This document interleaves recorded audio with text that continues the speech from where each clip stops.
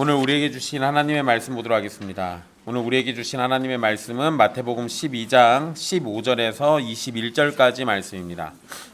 마태복음 12장 15절에서 21절입니다.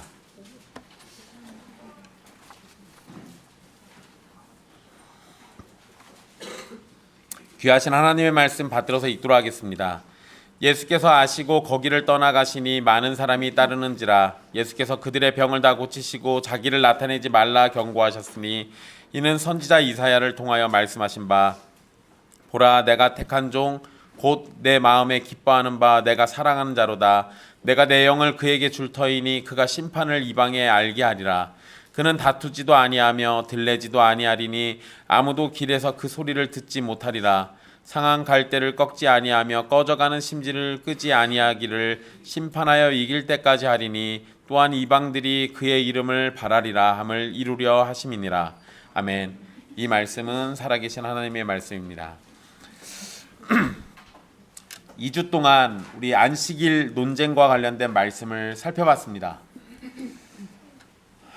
율법을 지키는 것은 하나님의 백성에게 아주 중요한 일입니다.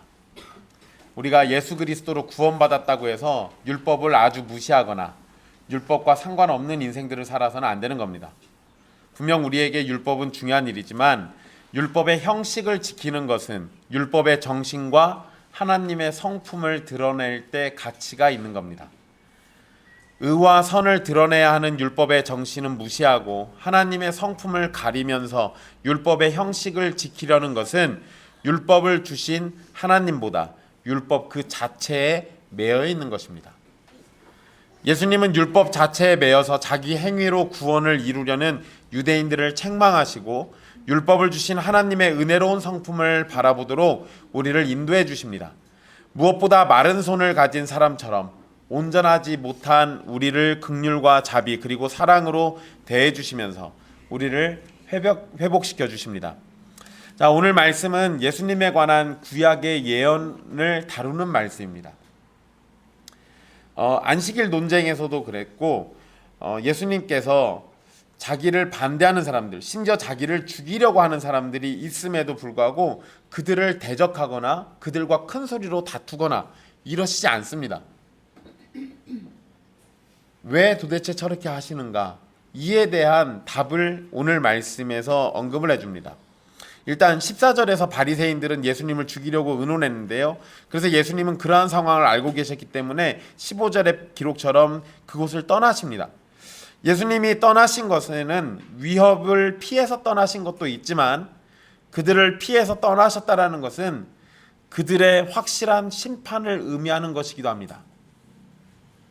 예수님이 대적들을 떠나셨다는 것은 그들이 구원받을 가능성이 전혀 없다라는 걸 의미하는 겁니다. 그래서 그들의 확실한 심판을 의미한다는 겁니다. 여러분, 우리가 경험적으로 사람들과 어떤 거를 대화할 때 어떤 거 하나에 너무 몰두해 있거나 자기 고집이 강한 사람들은 무슨 얘기를 해도 잘 안 듣잖아요. 그럴 때 우리가 가장 쉽게 할 수 있는 게 뭡니까? 그렇죠. 얘기를 안 하면 돼요. 무슨 얘기 나오면 그냥 말을 안 해버리면 됩니다. 그런데 그거는 내가 갖고 있는 게 사실이어도 상대방에게 얘기를 안 해주는 거는 그 사람에 대한 애정이 없는 거예요. 얘기해봐야 다툼이 날 거나 상처를 주거나 서로 아픔이 될 것 같으니까 그거에 대해서는 피하는 겁니다. 물론 그냥 그거를 피한다고 해서 그거 자체가 애정이 없거나 이런 건 아니에요. 오히려 그 사람과 내가 좋은 관계를 맺기 위해서 그럴 수도 있습니다. 그런데 여러분, 예수님이 복음의 진리를 이야기하시는데 사람들을 피하시잖아요. 그거는 복음의 진리를 얘기해봐야 어차피 얘네들은 안 들어먹을 거니까. 그렇다는 얘기는 얘네들에게는 구원이 예정되어 있지 않았던 거예요. 그러니까 피하시는 겁니다. 그러니까 이걸 생각하면 정말 슬픈 얘기죠. 그냥 15절에 예수께서 아시고 거기를 떠나가시니 그냥 떠나신 이야기지만 배경을 생각해 보면 정말 슬픈 겁니다. 바리새인들에게는 구원이 없는 거예요. 이때 예수님을 죽이려고 마음먹었던 이 사람들에게는 구원이라는 게 준비되어 있지 않은 겁니다. 예수님은 바리새인들을 피해서 떠나가시지만 많은 사람들이 예수님을 따랐다라고 마태가 기록하고 있습니다. 이것은 바리새인들의 반응과 달리 예수님의 말씀에 반응하는 사람들이 있었다라는 걸 보여주는 겁니다. 예수님은 자신을 따르는 사람들의 병을 다 고쳐주셨다라고 기록되어 있습니다. 이것은 바리새인들의 분노와 살이 그리고 악한 마음과 대비되는 예수님의 자비와 사랑을 보여주는 겁니다. 예수님께서 사람들을 고쳐주셨는데 그런데 16절에 자기를 나타내지 말라라고 경고하십니다. 이거 뭐 해달라는 거예요? 나에 대해서는 비밀로 해달라는 거예요. 지금 내가 너 고쳐준 거 비밀로 해달라는 겁니다. 병든 사람들을 고쳐주신 일은 아주 놀라운 일이지만 자신에 관한 소문이 나는 것을 여전히 경계하고 계십니다. 예수님은 자신의 행위로 유명해지는 것을 원하지 않으시는 겁니다. 이것은 매우 중요한 지점이긴 합니다. 여러분, 병을 잘 고친다라는 의사가 있다고 소문이 나면 사람들이 어떻게 하죠? 찾아가요. 뭐 하려고 합니까? 그렇죠. 병 고치려고 그 사람 찾아갑니다. 병을 고치려고 그 사람을 쫓아다니기 마련이에요. 그런데 여러분, 사람들이 의사를 찾는 것은 그 의사를 알기 위해서 가는 게 아니라 그냥 단순히 병을 고치기 위해서 가는 거예요. 예수님께서 자신에 관한 소문이 나지 않기를 바란 것은 사람들이 단순히 병을 고치기 위해서 예수님을 찾아올 것이기 때문에 그런 겁니다. 이와 비슷한 사건이 요한복음 6장에 기록되어 있는데요. 요한복음 6장은 여러분 잘 알고 있는 오병이어 사건입니다. 오병이어가 뭐죠? 그죠. 떡 5개랑 물고기 2마리로 몇 명? 5,000명을 먹인 사건. 오병이어 사건. 굉장히 유명한 사건입니다. 여러분, 복음서가 4개인데 4개에 다 기록되어 있는 사건. 그만큼 아주 획기적이고 중요하고 놀라운 사건인 거예요. 그런데 여러분, 이 사건을 경험한 사람들의 반응을 요한복음에 잘 써놨는데 요한복음 6장 14절에 이렇게 기록합니다. 이 표적을 보고 말하되 이는 참으로 세상에 오실 그 선지자라. 사람들이 오병이어 사건을 보고 뭐라고 했다고요? 약속됐던 그 선지자야 라고 얘기해요. 여기서 그 선지자는 누굴 얘기하냐면 모세가 나와 같은 선지자 얘기를 한 적이 있어요. 그러니까 여기서 정관사를 붙여서 그 선지자라고 얘기한 겁니다. 아, 약속됐던 그 사람이구나. 사람들이 예수님을 선지자라고 부른 일은 정말 잘한 건데 선지자라고 부르고 난 다음에 무엇을 했냐? 예수님을 붙잡아다 임금으로 삼으려고 했습니다. 왜 그랬을까요? 그쵸, 떡 때문에 그래요. 먹을 것 때문에. 그래서 예수님이 사람들을 피해서 산으로 도망갑니다. 선지자로 이해한 것까진 좋았는데 예수님과 함께 하려는 목적이 임금으로 삼아서 계속해서 음식을 내놓도록 만들려는 거예요. 그러니까 예수님이 그 선지자라고 얘기한 것까진 좋았는데 이 사람들의 관심은 어디가 있는 겁니까? 먹을 거. 먹을 거. 여러분, 이거 약간 오늘날하고 비슷하지 않습니까? 우리가 예수님을 하나님의 아들, 우리의 구원자라고 말하면서 예수님 믿는 주된 이유가 한국교회에 뭘로 퍼져 있어요? 복 받는 거, 부자 되는 거. 예수를 붙잡아다 내 임금으로 삼아놓고 나한테 복 주라고 닥달하는 거. 정말 슬픈 거죠. 사람들의 관심이 예수님에게 있는 게 아니라 음식이나 돈이나 명예나 권력에 가면 예수님은 점차 사라지는 거예요. 마찬가지로 예수님께서 자신을 드러내지 않으시려는 것은 사람들이 병 고치는 일에만 관심을 갖게 되기 때문입니다. 중요한 것은 병을 고친 일이 아니라 그 일을 허락하신 하나님과 하나님의 나라가 가까이 왔다는 사실에 있어야 합니다. 그런데 사람들은 병 고친 것 그 자체에만 집중을 해요. 예수님이 누군지는 관심을 두지 않습니다. 이게 문제예요. 그 일이 언제까지 됩니까? 예수님이 죽기까지 그렇게 돼요. 아니, 그 선지자라고 해놓고는 이 유대인들이 나중에 예수님을 십자가에 못 박아 죽이라고 외치잖아요. 다윗의 자손이라고 얘기해놓고 십자가에 못 박아 죽이라고 얘기하잖아요. 그럼 사람들이 진짜로 예수님을 약속된 그 선지자 또는 메시아라고 믿었다는 게 아닌 거예요. 그래서 예수님은 자신에게 쏠리는 이 헛된 관심을 사람들이 계속 퍼져나가게 하지 않게 하려고 자신을 나타내지 말라고 얘기하신 겁니다. 그리고 17절 이후로 언급된 말씀과도 관련된 이유가 있습니다. 예수님께서 자신을 나타내지 말라고 경고하신 것을 마태는 선지자 이사야가 예언했던 말씀으로 설명합니다. 사실 유대인들은 메시아라면 놀라운 권능과 존재감으로 나타나실 것을 기대했습니다. 그런데 예수님은 자신을 감추시고 드러내는 것을 피하십니다.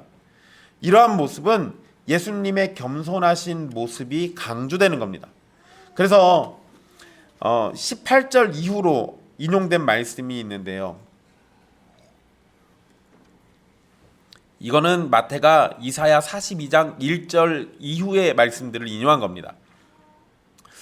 우리 성경의 18절에 보라 내가 택한 종 곧 내 마음에 기뻐하는 바 이렇게 시작하는데 거기 내가 택한 종이라고 할 때 여기에 종으로 번역된 단어가 종이라는 의미도 있고 아들이라는 의미도 있어요. 보통은 아들로 쓰입니다. 그런데 여기서 번역은 그냥 종이라고 했습니다. 그러니까 종이라는 의미도 있지만 아들이라는 의미도 있다는 걸 이 단어를 사용한 거는 사실 이거 말고 그냥 종이라는 의미의 단어도 있어요. 그것만 쓰는 단어가 따로 있습니다. 그런데 마태가 그 단어를 쓰지 않고 종과 아들을 의미하는 이중 의미를 가지고 있는 단어를 썼어요. 그것은 뭐냐? 이 예수님께서는 하나님의 종이시자 하나님의 아들이신 분이라는 것을 의도적으로 표현하려고 한 겁니다. 인용된 이사야 말씀을 보면 여호와 하나님이 택한 종은 하나님이 사랑하는 자다라고 강조합니다. 즉 예수님은 하나님께 택하심을 받았고 사랑받는 종이자 아들이라는 겁니다. 그리고 내 마음에 기뻐하는 이란 표현이 붙어 있는데요. 이 표현을 통해서 예수님의 존재가 하나님 아버지께 기쁨을 가져다 주는 존재라는 사실을 알려줍니다. 사실 대부분의 아들들은 부모에게 기쁨을 주죠. 언제까지?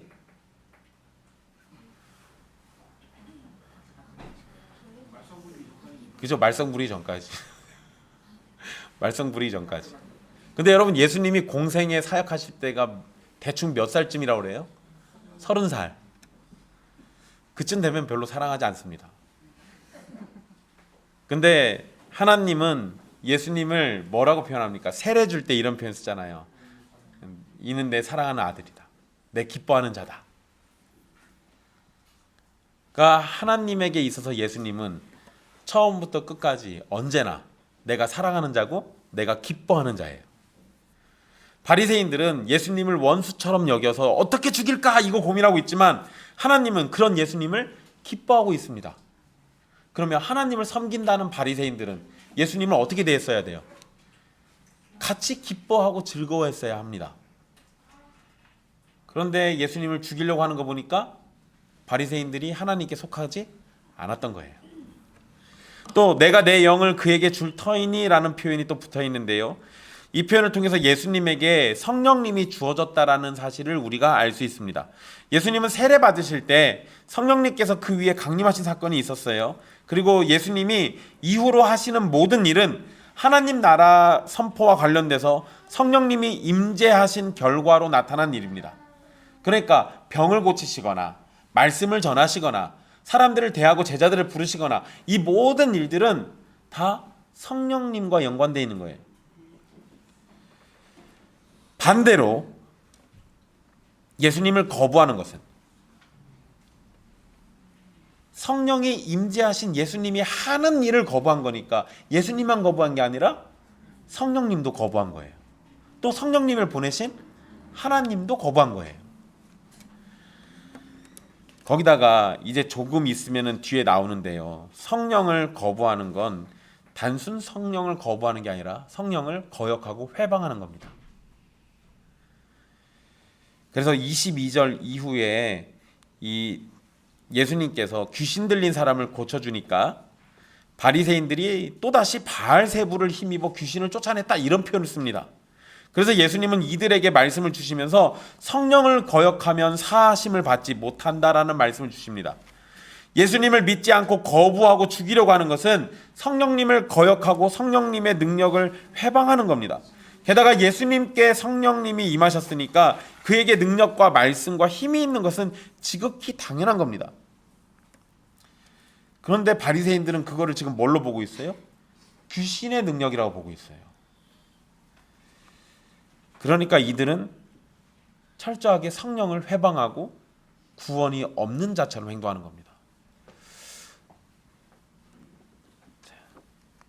자, 18절에 내가 택한 종, 내 마음에 기뻐하는 자, 내가 사랑하는 자, 내가 내 영을 그에게 줬다.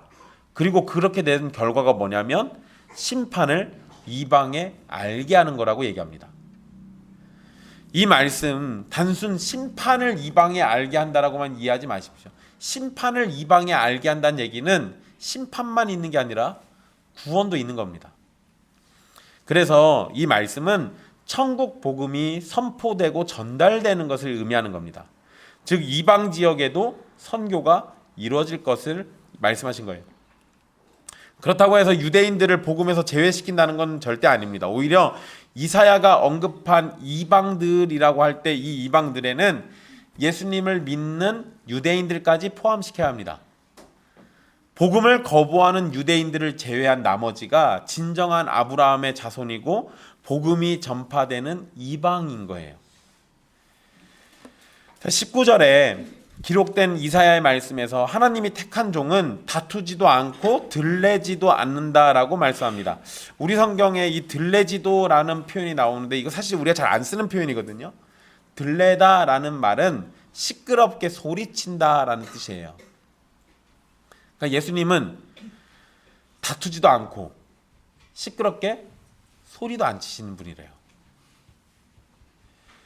즉 여호와의 종은 다른 누군가와 다투거나 시끄럽게 소리치지 않아요. 바리새인들의 공격과 반대에도 예수님은 언쟁으로 맞서지 않으십니다. 이 부분이 중요해요. 말싸움 해가지고 이기면 이긴 게 아니에요. 그거는 세상에서나 통하는 거고 세상에서 쌈났을 때는 그런 게 목소리 크면 이기죠. 근데 복음을 전파하면서는 세상과 똑같은 방식으로 해가지고 되는 게 아니라고요. 예수님이 애초에 그런 방식으로 싸우시지 않았어요. 예수님은 하나님 나라 복음을 전하시고 하나님의 참뜻을 전하시지만 바리새인과 같이 예수님을 반대하는 자들이 자신을 공격하는 것에 크게 반응하지 않으셨어요. 그리고 다투거나 크게 소리를 치면 자기 자신이 사람들에게 드러나게 되는데 예수님은 자신을 드러내는 것보다 하나님을 전하는 일에 더 관심을 두셨습니다. 병고침을 받은 사람들에게 침묵할 것을 이야기한 것은 병을 고친 기적에 집중하기보다 예수님을 보내시고 약속을 지키시는 하나님께 집중할 것을 의도하신 겁니다. 그러니까 그 상황 가운데 예수님이 큰 소리치고 싸우고 다퉈서 이겨버리면 뭐합니까? 관심이 자기에게 와버리는데. 그러니까 이거는 예수님의 의도가 아닌 거예요. 20절에 여호와의 종은 상한 갈대를 꺾지 않고 꺼져가는 심지를 끄지 않는다라고 말씀합니다. 굉장히 은혜로운 말씀이죠. 상한 갈대를 꺾지 않고 꺼져가는 심지를 끄지 않으시는 분. 여기에서 여러분 상한 갈대와 꺼져가는 심지는 약하고 힘이 없는 사람들과 수고하고 무거운 짐진 사람들을 가리키는 표현으로 봅니다. 자, 여기서 여러분 상한 갈대라고 할 때 여러분 뭐가 제일 먼저 생각나세요? 상한 갈대.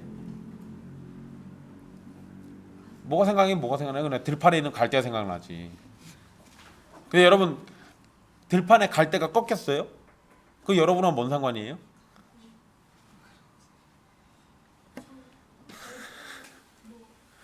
아니 뭐 갈대 여러분 뭐 다니면서 많이 꺾으시잖아요. 그러니까 여기에 굳이 이 상한 갈대 이건 뭘까? 여러분 이건 들판에 있는 갈대를 의미하기도 하지만 이 갈대라는 단어가 성경에서 보면은요 그 길이를 잴 때 사용하는 측량할 때 쓰는 막대기를 의미하기도 합니다. 그러니까 여기서 상한 갈대는 그거 얘기한 거예요. 막대기 얘기한 거예요. 들판에 있는 갈대 아니에요. 그거 어디다 쓰실 거예요? 들판에 있는 갈대가 아니고 길이를 잴 때 사용하는 그 갈대. 길이를 잴 때 자로 쓰는 거야. 자로 쓰는 막대기를 갈대라고도 표현해요. 근데 여러분 이거 왜 그러냐면 고대에는 갈대를 꺾어다가 자처럼 썼어요. 그거를. 그래가지고 이 단어를 혼용해 쓰는 거예요. 그럼 여러분 이런 겁니다. 길이를 재야 하는데 꺾여 있어요. 부러졌어요. 이거 어디다 써요? 버려야죠. 그러면 못 쓰잖아요. 그러니까 상한 갈대 이게 나온 거예요. 또 심지도 불을 밝히지 못하고 꺼져가면 사용하지 못하는 겁니다. 그러니까 꺼져가는 심지는 어떻게 해요? 버리고 갈아 끼워야죠. 새 심지를 넣어놔야 불을 활활 밝히죠. 상식적으로 상한 갈대, 그러니까 부러진 막대기나 꺼져가는 심지는 교체하는 것이 가장 쉬운 길입니다. 여러분 제가 전에도 한번 이야기해 드린 적이 있는데요. 아담 때 아담이 범죄했어요. 하나님 입장에서 제일 쉬운 게 뭡니까? 그렇죠? 사실 없애면 아무도 모르잖아요. 아니 그거 없앤다고 한들 누가 알겠어요. 그냥 삼위 하나님 세 분만 입 다물고 있으면 돼요. 그 마귀까지 싸그리 다 없애버리면 되니까. 다 없애고 마치 처음부터 다시 한 척 다시 하셔도 됩니다. 근데 하나님 그렇게 못 하세요. 안 한 게 아니고 못 하시는 거예요. 왜? 하나님은 거짓이 없으시잖아요. 하나님의 성품에 거짓이 없잖아요. 자기가 그렇게 해놓고는 난 처음이야 라고 이렇게 말 못 하신다고요. 거짓이 없으신 분이라서 그런 거 못 하시는 거예요. 그러니까 제일 쉬운 길은 사실 그렇게 하면 되는데 수천 년, 어쩌면 수만 년 동안 구원의 역사를 이루시려고 하나님이 계속 일을 하고 계시잖아요. 이 수고를 안 하셔도 됐다고요. 그냥 새로 다 바꾸면 되는 거예요. 그런데 그렇게 안 하셨습니다. 첫 번째는 거짓을 못 하시니까 그런 거예요. 두 번째는 예수 그리스도 안에서 창세전에 택한 그 사람들을 사랑하니까, 그러니까 그 사람들을 위해서 그렇게 하시지 않는 거예요. 그게 누굽니까? 여러분들이에요. 만약에 상한 갈대랑 꺼져가는 심지를 교체해서 새 걸로 바꾸는 것처럼 마치 이 세상이 없었던 것처럼 다시 새롭게 바꿨다면 저와 여러분들은 존재하지 않았거나 존재해도 여기가 아닌 다른 세상이었을 겁니다. 모두 새 것으로 바꾸는 게 가장 쉽고 빠르지만 하나님은 가장 쉽고 빠른 길로 가지 않으세요. 왜? 자기 사람들을 사랑하시니까 더디고 오래 걸려도 그 길로 자기 사랑을 증명하시는 거예요. 예수님은 상한 갈대와 꺼져가는 심지를 포기하지 않으십니다. 예수님은 이런 사람들을 거칠게 다루지 않으시고 온유하게 보살피시면서 그들의 짐을 더하지 않고 안식을 주시는 분이십니다. 20절 마지막에 심판하여 이길 때까지 하리니 라는 표현은 최후의 승리를 의미합니다. 즉 예수님은 강력하고 확실한 승리를 이루실 건데 그 승리가 있기까지 어떻게 행동하시냐? 상한 갈대를 꺾지 않고 꺼져가는 심지를 끄지 않으시면서 그렇게 하실 거예요. 그러니까 온유하신 성품으로 끝까지 사역하신다는 겁니다. 그래서 여러분 요한계시록 공부할 때 예수님을 처음에 뭐라고 표현한 말이 있어요. 유다 지파의 사자. 그런데 그 뒤로 한결같이 나오는 이미지가 제가 뭐라고 그랬습니까? 어린 양. 그것도 무슨 어린 양이에요? 죽은 것 같은 어린 양. 분명 사자 같은 분이신데 실제 사역은 어떻게 하시냐면 어린 양처럼 하세요. 남을 물어뜯고 찢어가지고 이겨서 승리하시는 게 아니라 내 몸을 찢어서 내 피를 흘려서 그렇게 해서 이기시는 분이라고요. 그게 예수님이 일하시는 방식이에요. 그러니까 교회도 어떻게 합니까? 사자처럼 남을 찢어서, 남을 짓밟아서 이렇게 해서 이기는 게 아니라 내 몸을 찢어가면서, 내가 피 흘리면서, 그러면서 이기는 거예요. 교회는 언제나 그런 식으로 승리해왔습니다. 여러분 잘 생각해 보세요. 교회가 막강한 권력을 등에 업고 일을 하잖아요. 그럼 반드시 부패합니다. 역사적으로 단 한 번도 예외가 없어요. 그렇게 하면 반드시 부패합니다.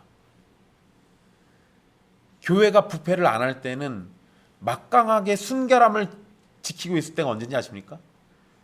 외부의 세력들에게 무참히 짓밟힐 때, 그때 가장 순결한 힘으로 교회다움을 지켰어요. 교회가 원래 그래요. 그러니까 우리가 세상으로부터 공격받고 찢기고 상하는 거 이상하게 보지 마십시오. 그게 정상이니까.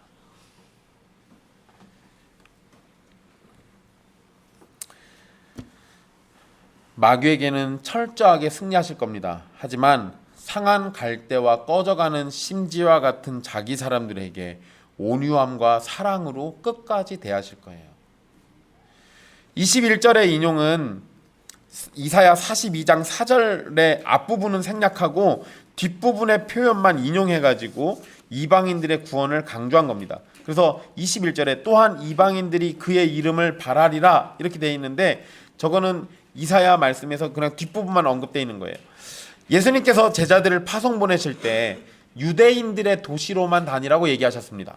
그런데 궁극적으로는 이방인에게도 복음이 전해질 것을 가르치고 계신 거예요. 그리고 마태는 바로 그러한 예수님의 사역을 이사야 말씀을 인용하면서 기록하고 있습니다. 게다가 21절에 우리 성경에는 그의 이름을 바라리라 이렇게 되어 있습니다. 근데 이 이름은 단순한 호칭이 아니라 본질과 권위를 의미합니다. 예수님의 이름을 바라는데 그냥 호칭이 아니라 그분의 본질, 그분의 권위, 그분이 하실 일, 이런 것들을 의미해요. 거기다가 여러분 마태복음에서 예수님의 이름을 두 가지로 우리에게 언급해 줬습니다. 뭐하고 뭐죠?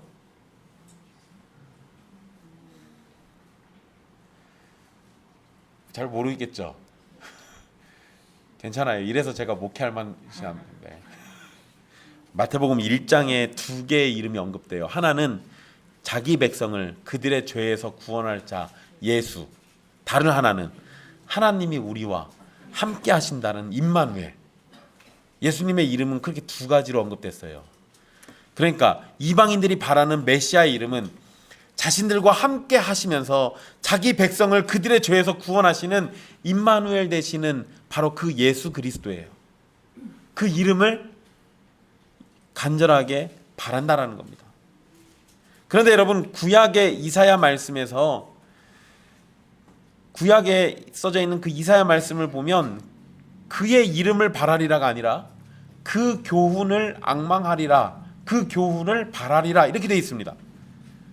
근데 그거를 마태복음에서는 그의 이름을 바라리라로 바꿔놨어요. 뭐가 바뀐 겁니까? 교훈을 그의 이름으로 바꿔놓은 겁니다. 그런데 요 이사야에서 또 그 교훈이라고 번역된 단어는 율법을 의미합니다. 그러니까 원래 이사야 말씀은 율법을 바라리라인데 마태는 그거를 갖다가 그의 이름을 바라리라로 바꿔놨어요. 즉 마태가 율법을 그의 이름으로 바꾼 것은 율법이 궁극적으로 예수님을 가리킨다라는 것을 의미하기 때문에 그런 겁니다. 갑자기 여기서 이 얘기 왜 했겠어요? 이 앞전에 안식일 논쟁이 있었잖아요. 율법의 가장 대표적인 거. 율법을 철저하게 지키는 사람들이라면, 율법을 사랑하는 사람들이라면 원래는 누구를 바라야 돼요? 예수 그리스도, 임마누엘 되시는 바로 그 예수님을 간절히 바라야 한다고요. 근데 바리새인들은 예수를 죽이려고 했잖아요. 예수를 간절히 바라는 게 아니라 예수를 죽도록 거절하고 있는 거예요. 그러니까 얘네들은 틀렸다 이거죠. 예수님에 관해서 마태가 이사야의 말씀을 인용한 것은 예수님의 전체 사역의 주된 특징을 보여줍니다. 예수님은 기적과 권능을 행하시는 놀라우시고 강력하신 분이십니다. 하지만 그분은 사람들을 향해서 온유함과 겸손의 모습으로 다가오십니다. 이러한 예수님의 온유하고 겸손한 모습은 골고다 언덕의 십자가에서 유대인과 이방인 모두를 위한 속죄 제물이 되심으로 가장 잘 드러내고 계십니다. 예수님께서 온유하고 겸손하신 분이시기 때문에 대적들의 손에 끌려 죽기까지 자기 사람들을 위해서 참고 견디셨습니다. 온유하고 겸손하신 분이시기 때문에 대적들의 멸시와 조롱도 참으시면서 자기 사람들을 위해 견디셨습니다. 자기 사람들이 상한 갈대와 꺼져가는 심지와 같아도 그들을 보호하시고 돌보시고 고쳐주시고 새롭게 해주십니다. 설령 상한 갈대와 꺼져가는 심지 그대로 두신다고 해도 그 자체로 우리가 하나님의 영광을 위해서 일할 수 있도록 쓰일 곳을 찾아주십니다. 예수님께서 대적들과 맞서 싸우지 않으셨던 것처럼 예수님의 제자들도 하나님을 신뢰하며 복음을 전파하는 일에 전념하면서 그들을 핍박하고 대적하는 자들과 싸우지 않았습니다. 예수님과 제자들이 복음을 전파하고 하나님의 나라를 전하는 가운데 온유함으로 일했던 것은 하나님께서 친히 변호해 주실 것을 신뢰했기 때문에 그래요. 때로 제자들이 상한 갈대가 되고 꺼져가는 심지와 같은 처지가 되기도 했습니다. 그럴 때 예수님은 상한 것을 치료해 주셨고 꺼져가는 심지를 다시 살려주셨습니다. 그리고 제자들이 세상의 상한 갈대와 같은 자 그리고 꺼져가는 심지와 같은 자들을 찾아서 예수 그리스도의 복음을 전하게 하셨어요. 예수 그리스도를 믿으면 누구나 상한 갈대가 치료되고 꺼져가는 심지가 되살려지게 됩니다. 자신에게 예수 그리스도가 필요 없다고 생각하는 자들은 상하고 꺼져가는 자신의 처지를 알지 못하고 죽게 될 겁니다. 그들은 예수 그리스도로부터 생명을 얻지 못하고 결국은 영원한 저주 속에서 살게 될 겁니다. 그들이 할 수 있는 것은 무거운 짐을 스스로 지면서 살아보려고 몸부림치는 것이겠지만 예수 그리스도께서 주시는 멍에가 아닌 다른 멍에는 무조건 사람을 멸망으로 인도하는 겁니다. 예수님을 믿었지만 상한 갈대와 꺼져가는 심지를 그대로 두시는 경우도 있어요. 이것을 오해하지 마십시오. 우리는 상한 갈대와 꺼져가는 심지가 쓸데없다고 생각할지 모르지만 하나님은 그 상한 갈대와 꺼져가는 심지를 마땅한 곳에 쓰시려고 그대로 두시는 겁니다. 만약 우리를 그렇게 다루신다면 우리의 연약함을 들어서 하나님의 영광을 위해 쓰실 것이니 우리의 연약함 그 자체를 즐거워하십시오. 여러분이 겪는 연약함은 여러분을 힘들게 할지도 모릅니다. 여러분이 겪는 아픔은 여러분이 계속해서 지치도록 만들지도 모릅니다.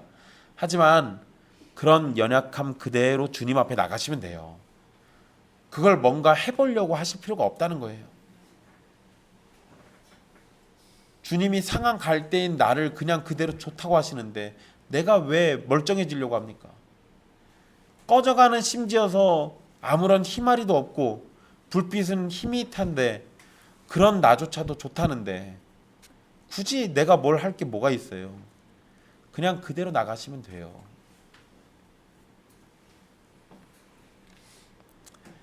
예수님은 여러분이 상한 갈대고 꺼져가는 심지어서 아픔을 가지고 있어도 여러분의 아픔을 함께 아파해 주실 겁니다.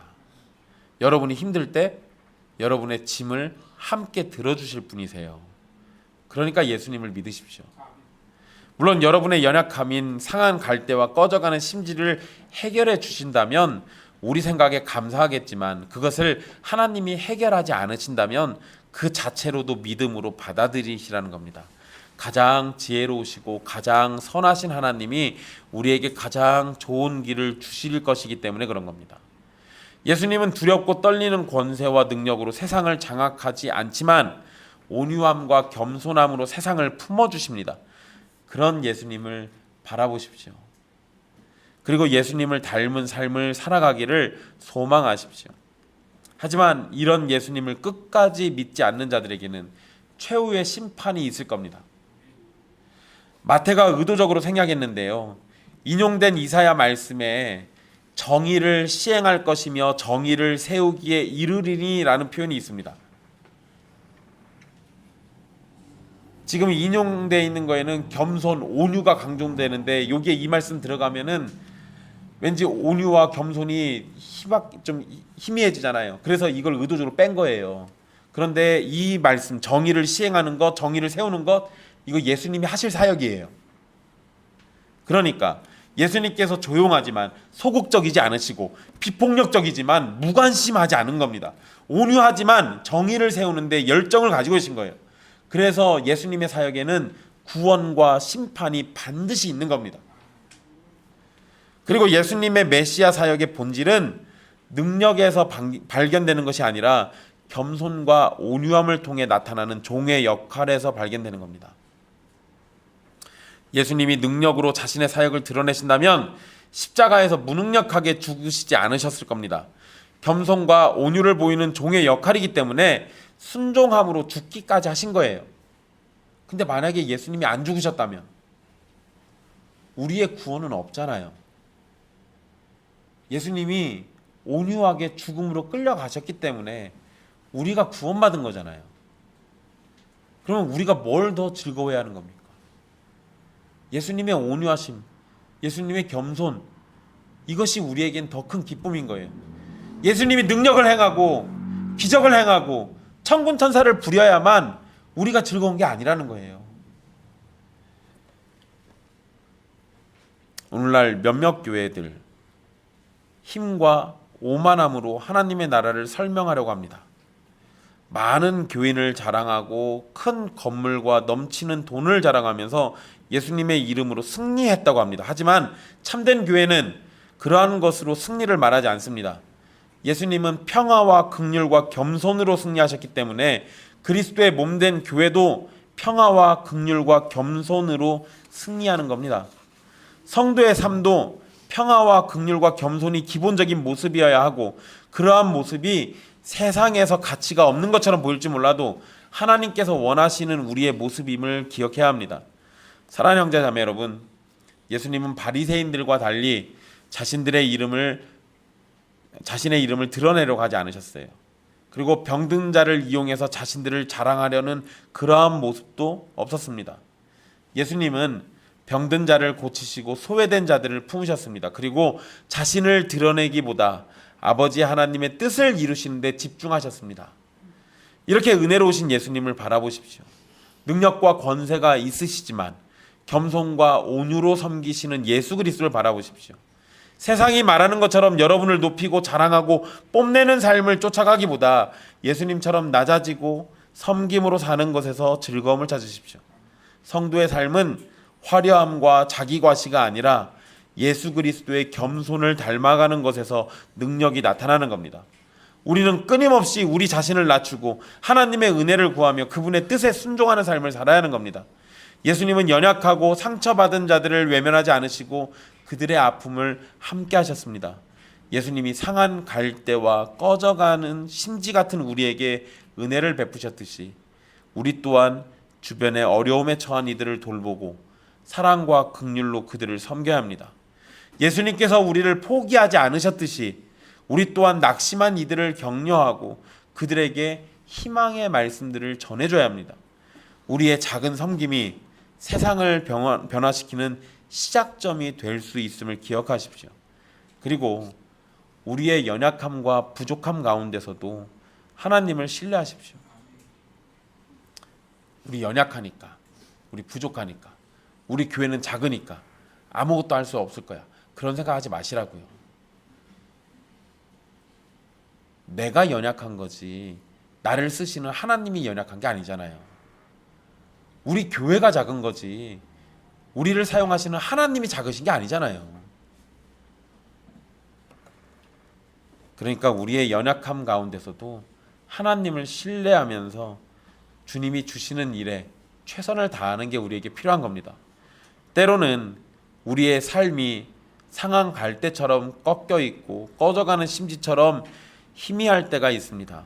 하지만 이러한 연약함 속에서도 하나님은 우리를 포기하지 않으시고 우리를 통해 하나님의 영광을 드러내실 겁니다. 우리가 가진 연약함과 부족함 그대로 주님 앞에 나가서 그분의 은혜를 구하며 그분의 뜻에 순종할 때 하나님은 우리의 삶을 통해서 역사하실 겁니다. 우리의 강함이 아니라 우리의 연약함 가운데서 하나님은 더욱 강력하게 역사하시는 겁니다. 그러니까 여러분들의 연약한 모습 그대로 주님 앞에 나가십시오. 주님은 그러한 여러분들을 사랑하십니다. 기도하겠습니다.